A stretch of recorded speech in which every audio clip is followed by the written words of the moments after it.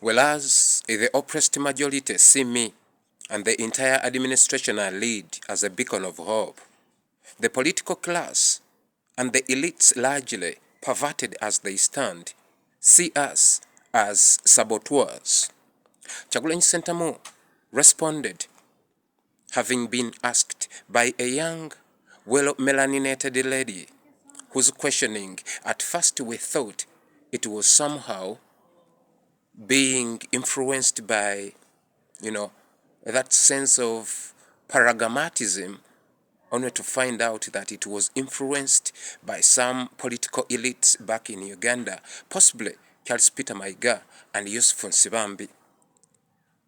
But again, Kyagulanyi Ssentamu had cautioned the general public of such individuals, metaphorically, when he stated that a fly and a bee are both insects and both fly in a pit latrine, right?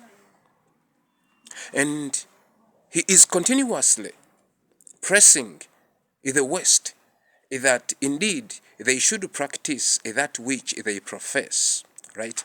That it is unthinkable that the people of Uganda, stricken by poverty, enforced by the state, can fight against the US dollar, right? Currently, we are fighting the hypocrisy that the illegitimate government is putting in place. But the US Embassy in Kampala seems to be, amplifying these diabolical initiatives, right? So, he pressed a special emphasis that it's not about what we profess, but what we practice makes us or gives us integrity as a civilized people. You can imagine the awakened ghetto in Uganda trying to resist the Museveni, Salimu Saleh continued, infestation of the ghetto, spreading of HIV, sterilizing girls in school, such diabolical programs. The people of Uganda are rejecting them, but the US Embassy is amplifying them.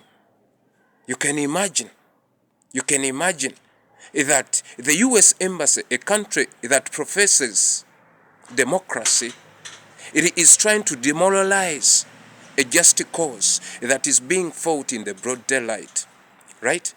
Fellowship, this is not the jest that brought me before your screen, but rather the amplification of the security alert brought to us by ASP Asime yesterday, indicating that Mr. Salimu Saleh and Mr. Museveni secured a deal this time around to supply 1.5 million liters of blood, right?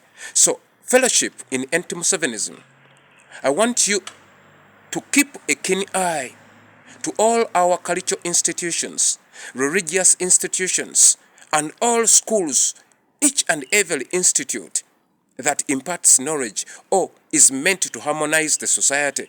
Once you see them amplifying that people must donate blood, get to know that each and every institution, from the health institution to the education institute, to the cultural institute, religious institute, all of them, they are working hand in hand to solidify Mr. Museveni and to further his subjugation over us.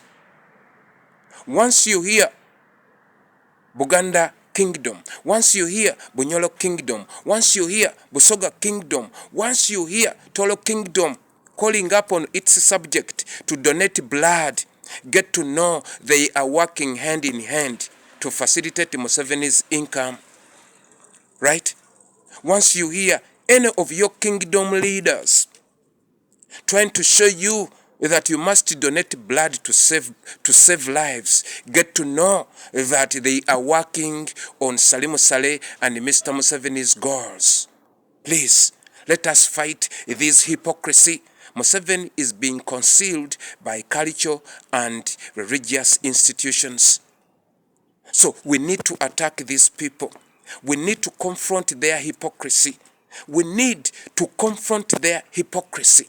These are the people who are still holding Museveni's diabolical strands attached to our aspiration, attached to the generational aspiration being driven by National Unity Platform to come into effect. So brothers and sisters, let us reject in its totality anything that comes out of the cultural and religious institutions currently, because they are deeply infested and they are as diabolical as Museveni's family.